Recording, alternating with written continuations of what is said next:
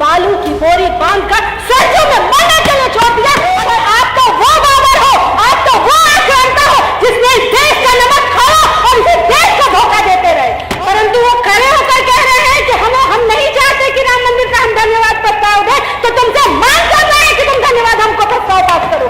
नहीं चाहिए तुम जैसे लोगों का हमको राम मंदिर के लिए किसी प्रकार का कोई समर्थन। और एक ये कलयुग के कारण है जो आज भी लगे हुए हैं कि किस तरह सनातनियों को, अभिमन्यु को रोक। समझ शेष है नहीं पाप का व्याधि केवल पाप, जो तटस्थ है समय लिखेगा उनके भी अपराध। माननीय महोदय, सामने खाली है क्योंकि ये वही लोग हैं जिन्हें सिर्फ बोलना आता है, बोल के सुनना नहीं आता कि सुनाने वाला क्या बोलना चाहता है। मुझे इतनी हंसी आ रही थी अधिष्ठाता महोदय, हंसी के साथ साथ मुझे क्षोभ आ रहा था, मुझे शर्म आ रही थी आप सभी पर कि आप हमें समझाएंगे कि राम की भक्ति कैसे की जाती है, आप दिखाएंगे, आप हमको सर्टिफिकेट देंगे। जिन्होंने राम भक्तों को गोली चलाई, उन्हें मारकर सरजू में डुबा दिया, वो हमें राम चरित्र का पाठ पढ़ाने आए। नहीं चाहिए आपको सर्टिफिकेट, नहीं चाहिए। आप हमें नहीं बता सकते हैं कि राम की पूजा कैसे करते हैं, आप हमें नहीं बता सकते, हमें आपसे नहीं सीखना है। अरे कितनी शर्म की बात।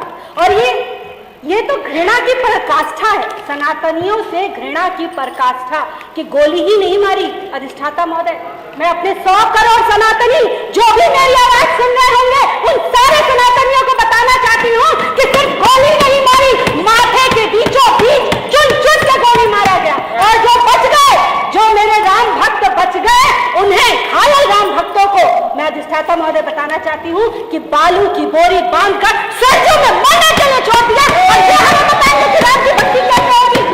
अरे आप तो वो तो बाबर था जो बाहर से आया और उसने हम पर आक्रमण किया और हमारी संस्कृति लूट ली। पर आप तो वो बाबर हो, आप तो वो आक्रांता हो जिसने इस देश का नमक खाया और इस देश को धोखा देते रहे। और यही नहीं रुके। कल मैंने देखा मुझे इतनी अफसोस हो रहा था, इतना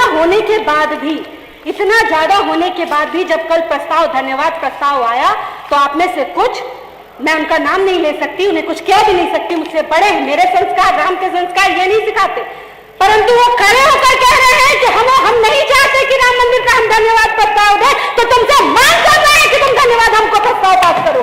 नहीं चाहिए तुम जैसे लोगों का हमको राम मंदिर के लिए किसी प्रकार का कोई समर्थन। आप तो वो हैं जिन्होंने चक्रव्यूह रचने का काम किया, 500 साल से लगातार चक्रव्यूह रचा कि किस तरह सनातनियों के आराध्य रामदेव का मंदिर ना बन पाए। आप वो हैं।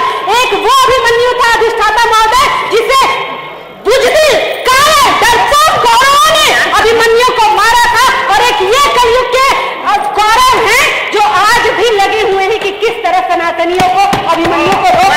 और मैं बता देना चाहती हूँ, मैं आपसे कह देना चाहती हूँ कि समर शेष है नहीं पाप का व्याधि केवल पाप, जो तटस्थ है समय लिखेगा उनके भी अपराध। आपसे पुण्य जी ने करना था। अरे एक वो जंगल डायर था, बाहर से आया, जलियांवाला बाग कांड करा के चला गया।